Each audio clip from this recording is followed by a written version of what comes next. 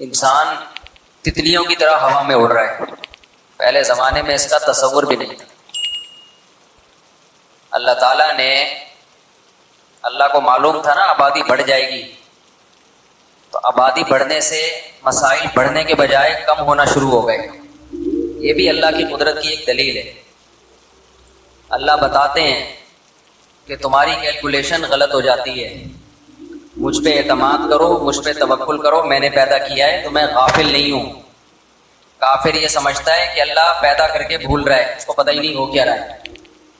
اللہ اپنی قدرت کے کرشمے دکھاتا ہے کہ میں پیدا کر کے غافل نہیں ہوں. زمین میں نے کتنی اسپیس رکھی، کتنی خوراک رکھی، سب مجھے پتا ہے. اس حساب سے بندے مارکیٹ میں آتے رہیں گے، تمہیں اس میں ٹانگ اڑانے کی ضرورت نہیں ہے.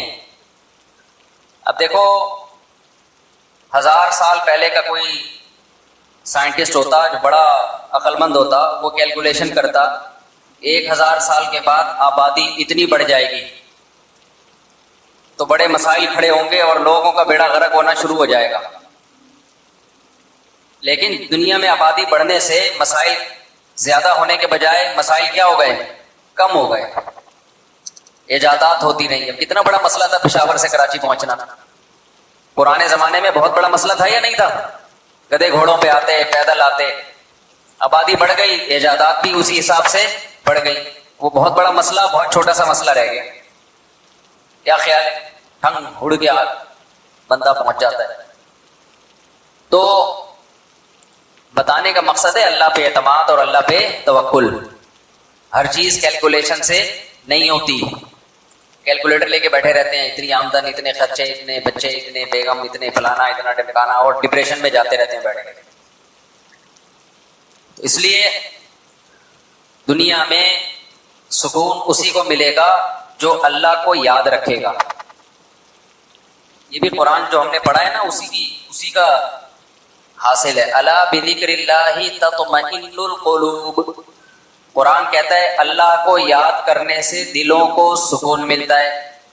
بعض لوگ کہتے ہیں ہم تو ذکر کرتے ہیں پھر بھی ہمیں سکون نہیں ملتا. او بھائی تم ذکر کرتے ہی نہیں ہو، تم تو رٹے رٹائے چند الفاظ پڑھتے ہو. اللہ کو یاد کرنے کا مطلب کیا ہے؟ ذکر بھی اس میں داخل ہے، لیکن اصل مطلب کیا ہے؟ دیکھو اصل مطلب یہ ہے کہ آپ پہ کوئی کیس ہو گیا اور اب آپ کو خطرہ ہے کہ مجھ پہ کیس ہو گیا، میں عدالت میں جاؤں گا اور میری ایسی کی تیسی ہو جائے گی. جب آپ کو عدالت کے کٹہرے میں لے کے جا رہے ہوں، آپ خوشی میں ہوگے، ٹینشن میں ہوگے؟ ٹینشن. جج جب کچھ لکھ رہا ہوگا آپ کی ٹینشن بڑھ رہی ہوگی. لیکن جج کا فون آ گیا اور اس نے آپ کو پہلے بتا دیا میں تیرا چاچا ہوں، کرسی پہ بیٹھا ہوا ہوں، بے فکر رہے، تجھے کچھ ہونے والا نہیں، ٹینشن نہیں لینا.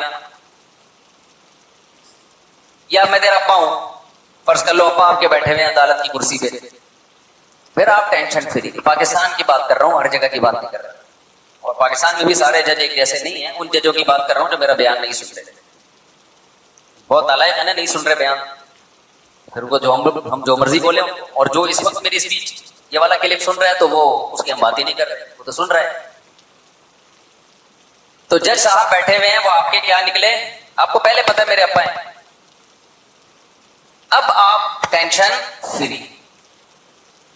اب لوگ آپ سے کہیں گے کہ یار آپ کے اس اطمینان کی وجہ کیا ہے؟ آپ پہ اتنا بڑا کیس ہے اور اتنی خطرناک سزا ہو سکتی ہے آپ کو، لیکن آپ کو تو ذرا بھی ٹینشن نہیں ہے. آپ کہو گے مجھے اپنے ابا کو یاد کرنے سے سکون ملتا ہے. بذکری ابا یطمئن قلبی، یوں کہو گے آپ. بذکری ابی، عربی میں کہیں گے بذکری ابی، اردو میں ابا ہی کہہ دو اس کو. بذکری ابا یطمئن قلبی، مجھے اپنے ابا کو یاد کرنے سے کیا ملتا ہے؟ سکون. اب پتہ چلا الا بذکر اللہ تطمئن القلوب. خبردار، اللہ کو یاد کرنے سے سکون ملتا ہے. اس مثال سے یہ آیت کا مطلب سمجھ میں آ گیا کہ نہیں آ گیا؟ جو اللہ کو یاد رکھتے ہیں کہ ٹینشن میں آپ کی کیلکولیشن غلط ثابت ہو سکتی ہے. آپ کہہ رہے ہو میری کم آمدن، یہ مسائل، یہ مسائل، یہ مسائل، تو بھائی اللہ ہے نا، وہ بیٹھا ہوا ہے.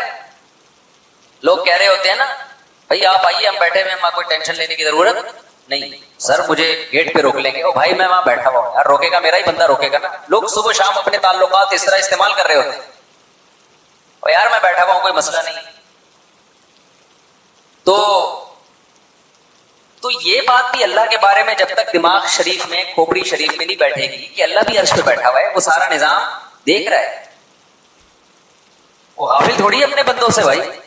اب 1000 سال پہلے لوگ ٹینشن لیتے کہ یار آبادی اتنی اسپیڈ سے, اس وقت تو بہت اسپیڈ سے بڑھ رہی تھی آبادی, یار اتنی اسپیڈ سے بڑھ رہی ہے, ایک فیکس اتنے بچے, پھر ان بچوں کے بچے, پھر ان بچوں کے بچے, ابے بھائی یہ کیا ہو جائے گا, تو دنیا کیا ہو جائے گی, برباد. تو ان کو کیا پتا تھا کہ بھائی اللہ کیا ہے, بیٹھا ہوا ہے, اس نے انسان کے تابع ہر چیز کو بنا دیا, پوری کائنات. اس لیے انسان کو یہ رائٹ دے دیا کہ وہ ہر چیز کو اپنے کنٹرول میں لے سکتا ہے, لیکن وہ انسانوں کو اپنے کنٹرول میں نہیں لے سکتا.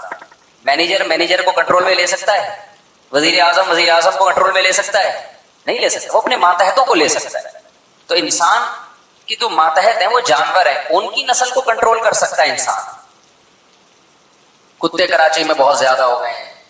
کچھ دن پہلے 6 کتوں نے ایک انکل پہ حملہ کیا ہے فجر کی نماز کو, زخمی کر دیا ان کو. ہم چیخ کے تھک گئے, گورنمنٹ نوٹس لے کتوں کی نسل کو کم کیا جائے, نہیں کر رہے. لیکن ہر تھوڑی دیر میں آپ بورڈ, 2 بچے 2 ہی اچھے. انسانوں کی نسل کو کیا کیا جا رہا ہے, کنٹرول, جبکہ انسان کا انسان پہ اللہ نے کنٹرول نہیں رکھا کہ یہ میرا کام ہے, یہ تمہیں اس میں ٹینشن لینے کی ضرورت نہیں ہے, یہ میرا کام ہے. تم تھوڑی خدا بن کے کائنات پہ حکومت کرنا ہے. تمہیں جن چیزوں کو میں نے مسخر کر دیا تمہارے لیے, مسخر کا مطلب تمہارے کام میں لگا دیا, تم اپنے حساب کتاب سے ان کی نسل گھٹا بھی سکتے ہو, بڑھا بھی سکتے ہو. بہت سے جانوروں کی نسلیں انسان نے گھٹائی ہیں اور بہت سو کی بڑھا دی, دونوں ٹھیک ہیں. کسی مفتی نے نہیں کبھی کہا ہوگا کہ جی ناجائز ہے. ہمارے نبی نے بھی کتوں کو مارنے کا حکم دیا جب مدینہ میں کتوں کی تعداد بہت زیادہ ہو گئی تھی, تو آپ نے حکم دیا کتوں کو قتل کرو. صحابہ نے اتنے کتے مار دیے کہ جو مسافر اپنے ساتھ حفاظتی کتا لے کے آتا اس کو بھی قتل کر دیتے. تو نبی نے فرمایا ما لکم وللکلاب, صحیح مسلم کی حدیث, تمہیں کیا ہو گیا, کتوں کے پیچھے پڑ گئے ہو بھائی, یہ بھی اللہ کی ایک مخلوق ہے. مطلب یہ تھا کہ نبی نے کہا کہ میرا مطلب یہ نہیں تھا کہ نسل ختم کر دو, مطلب کیا تھا بھائی کتے زیادہ ہو گئے, تعداد تھوڑی ان کی کم کر دو. جنگل میں تو اللہ نے خود ہی ایک سسٹم رکھا ہوا ہے نسلوں کے کنٹرول کرنے کا. شہروں میں انسان نہیں کنٹرول کرنا ہے نا, جنگل میں جانوروں کی نسل کنٹرولنگ سسٹم پہلے سے اللہ نے بنایا ہوا ہے.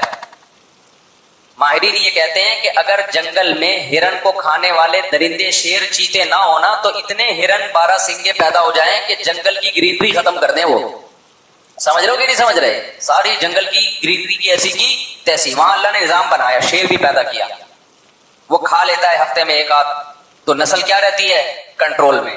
خرگوش اتنی اسپیڈ سے بڑھتے ہیں کہ جنگلوں میں اگر خرگوش کو کھانے والے کتے اور بھیڑیے اور شیر نہ ہوتے تو خرگوش ہی خرگوش ہوتے پوری دنیا میں. اتنی اسپیڈ سے ان کی نسل بڑھتی ہے, اور وہ سارے کھیتوں کی ایسی کی تیسی کرتے تھے. آسٹریلیا میں خرگوشوں کا تجربہ ہو چکا ہے.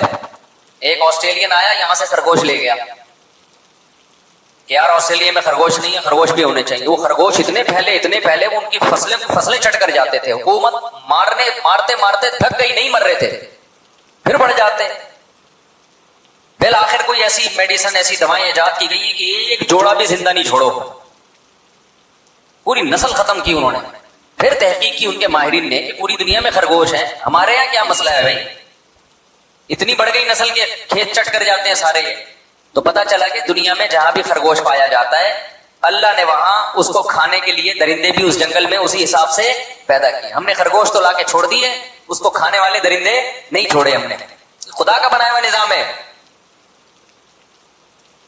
مچھلیوں کو دیکھ لو آپ, یہ میں بتا رہا ہوں آپ کو, توکل, اللہ پہ اعتماد اور توکل سمجھا رہا ہوں آپ کو. مجھے خرگوش اور گدھے گھوڑے کی مثال سے کیا سمجھانا ہے بھائی, لیکن مقصد بتانے کا یہ ہے کہ جس نے کائنات کو بنایا وہ غافل نہیں ہے. اور ہم لبرل ہو گئے ہیں, ایسے لبرل ہو گئے ہیں کہ بس بالکل اس سے غافل ہو گئے کہ خدا تو ہے ہی نہیں ہے, سب کچھ ہم نہیں کرنا ہے. سمجھتے ہو کہ نہیں سمجھتے ہو؟ اب آپ دیکھ لو مچھلیوں میں جن جانوروں کی نسل بہت اسپیڈ سے بڑھتی ہے, ان جانوروں میں اللہ نے ماں کی ممتا رکھی نہیں، جو پیدا اتنے ہو رہے ہیں، اگر اماں ان کو پالے گی وہ تو سارے بچ جائیں گے۔ اب مچھلی ایک ایک ٹائم پہ ہزاروں انڈے دیتی ہے، ہم لوگ گن پوائنٹ پہ بھی فارمی مرغی سے اتنے انڈے اب تک نہیں نکلوا پائے جتنی مچھلیاں انڈے دیتی ہے، ہزاروں انڈے دے گی۔ کیا کرتی ہے؟ انڈے دیتی پہلے اپنے انڈے خود کھائی، پھر جب اس سے بچے نکلتے ہیں نا اپنے بچے کھانا شروع کر دیتی ہے، کیونکہ وہ ہزاروں اگر بچ گئے وہ تو نسل اتنی پہلے کی سمندر میں پاؤں رکھنے کی جگہ نہیں ہوگی بھائی، ان مچھلیوں کو خوراک کہاں سے ملے گی؟ خدا نے ایسا نظام بنایا بھائی اتنی اسپیڈ ہے تو اب ماں کی ممتا ختم۔ میں نے ایکویریم میں مچھلیاں پالی، وہ گولڈن فش تھی نا، ایک دن اس نے اتنے بچے دیے، اتنے بچے سب کھا گئی، تو چند ایک بچے ہم بچا سکے، اتنی اسپیڈ سے کھانا شروع کر دی ہے نا، تبھی ان کو فوراً بچوں سے الگ کرنا پڑتا ہے، اور ان بچوں سے کیا کر دو؟ الگ۔ تو یہ اللہ کا بنایا ہوا نظام ہے۔ اور جن جانوروں کی نسل بہت اسپیڈ سے نہیں بڑھتی ان کے دل میں اللہ نے بچے پالنے کا جذبہ زیادہ رکھا ہے کہ تھوڑے ہوں لیکن وہ پل جائیں۔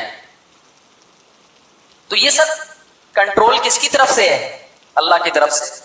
اور پھر اللہ نے انسان کے بھی تابع بنا دیا، کہا کہ تم بھی کنٹرول کر سکتے ہو، دخل اندازی کر سکتے ہو، نسل کو کم بھی کر سکتے ہو اور بڑھا بھی۔ تم سمجھتے ہو کہ بھئی جتنے انڈے مرغیاں دے رہی ہیں وہ ہماری ضرورت کے لیے کافی نہیں، تو ہم خود سے بھی مرغیوں سے انڈے نکلوائیں۔ تو ہم نے کیا کیا؟ کراس بریڈنگ کر کر کے اور مختلف قسم کے انجیکشن لگا لگا کے مرغی روز پابندی کے ساتھ انڈا دے رہی ہے، ریٹائرمنٹ تک انڈا دیتی رہتی ہے، اور ان کی نسلیں اور زیادہ بڑھا دی ہم نے۔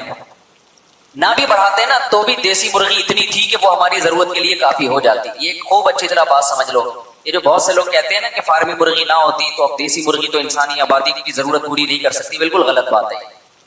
یہ بالکل ایسے ہے جیسے کراچی میں ہم جب بھی چاہیں جہاں سے چاہیں ہمیں سمندری مچھلی وافر مقدار میں مل جاتی ہے، لیکن یہ کہہ کے مچھلی کی فارمنگ کو فروغ دیا گیا کیونکہ تاجروں کے لیے وہ آسان ہے، اس میں تیزی سے تاجروں کا فائدہ سمندر میں کم ہے، مچھلی کی فارمنگ میں زیادہ۔ اب تاجروں کا فائدہ چونکہ اس میں زیادہ تھا، اب لوگ آہستہ آہستہ آ رہے ہیں فارمی مچھلی کی طرف۔ نتیجہ کیا نکلے گا؟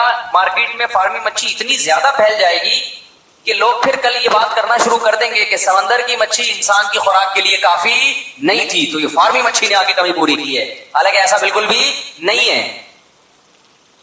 ہوگا یہ کہ جب تجارت اس میں لوگوں کو زیادہ آسان نظر آئے گی تو سمندر کی ٹینشن لینا لوگ چھوڑ دیں گے، سوائے جو لینڈ لارڈ لوگوں کے جو اب جیسے دیسی مرغیاں کھاتے ہیں تو اب دیسی مچھلیاں ملا کریں گی ونس اپون اے ٹائم۔ اس لیے میں آپ سے کہہ رہا ہوں کہ دیسی پر رہو، فارمی پر مت آؤ، تاکہ وہ جو بزنس سمندر کا چل رہا ہے نا، یا جو جا کے دریا سے شکار کر کے پکڑتے ہیں، وہ بزنس ترقی کرتا رہے۔ اس لیے فارمی سے نکالو اپنے آپ کو۔ تو جو مچھیرے بیچارے ایک ایک مہینہ جا کے محنت کر کے لاتے ہیں ان کا کاروبار ٹھپ ہو جائے گا، وہ بھی یہی کرنا شروع کر رہے ہیں اب کہ یار ہم جا کے ایک ایک مہینہ سمندر میں اتنی ٹینشن اٹھاتے ہیں تو بہتر نہیں ہے کہ ہم ایک تالاب بنائیں اور دے دنادن مچھلیاں ہی مچھلیاں۔ اس لیے کوشش کس کو کرو؟ وہی ہم گاؤں دیہاتوں میں رہیں، جب چاہو آپ کو دیسی مرغی ملتی ہے کیونکہ مرغیوں کی نسل بڑی اسپیڈ سے بڑھتی ہے۔ تو خیر اصل بات کی طرف میں آتا ہوں، تو اللہ میاں نے جانوروں کا تو کنٹرول کس کو دے دیا؟ انسان تو مقصود کائنات ہے، وہ ایک دوسرے کو اپنے کنٹرول میں نہیں لے سکتا، وہ صرف اتنا کر سکتا ہے کہ آپ کا کوئی بزنس ہے تو آپ نے کسی کو ملازم رکھ لیا تنخواہ پہ، تو اس حد تک آپ اس کو اپنا ماتحت بنا سکتے ہیں اس ایگریمنٹ کے تحت۔ بھئی آپ نے ایگریمنٹ کیا اتنے بجے آفس آئیں گے، اتنے بجے آفس سے آپ گھر جائیں گے، اس کی میں آپ کو تنخواہ دوں گا، تو تنخواہ دے رہا ہوں تو معاہدے کے آپ پابند ہیں۔ اس حد تک تو انسان انسانوں کا پابند اور تابع ہے، ورنہ حقیقت میں انسان کسی کا غلام نہیں ہے، اس پر حکومت کا حق کس کو ہے؟ خدا کو ہے۔ لہذا انسان کو یا کسی گورنمنٹ کو قطعاً اجازت نہیں ہے کہ وہ کسی جوڑے کو یہ کہے کہ آپ کے 2 بچے ہونے چاہیے، تیسرا نہیں ہونا چاہیے، چوتھا نہیں ہونا چاہیے۔ یہ اتنی بڑی غلامی ہے نا انسانوں کی، کو غلامی میں لانا کہ ایک مرد کی ایک عورت کی چاہت ہے کہ میری نسل بڑھے اور مجھے بڑھاپے میں سہارا ملے، اس میں گورنمنٹ سے آپ پرمیشن لے رہے ہیں کہ وہ آپ کو بتائے گی۔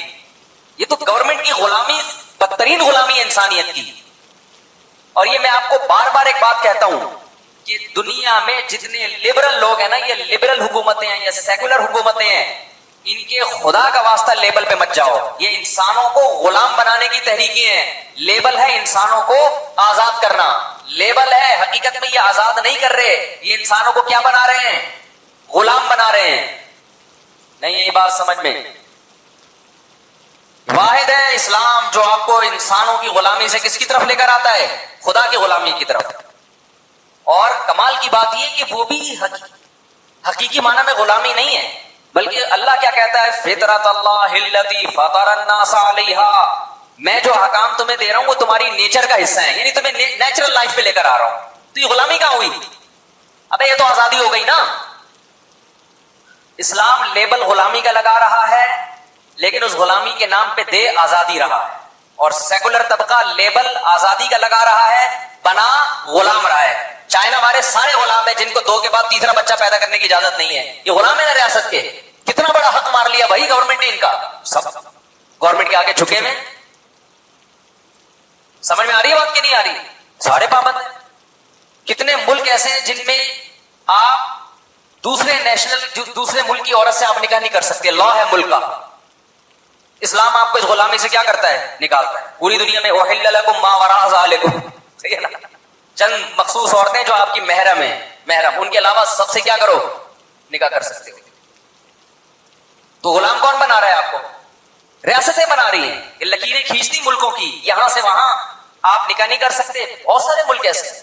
آپ کی نیشنلٹی کینسل اگر آپ نے فلاں ملک کی خاتون سے نکاح کر لیا، اگر فلاں ملک نے فلاں ملک سے کر لیا، تو وہ تو غلام بنا رہے ہیں آپ کو.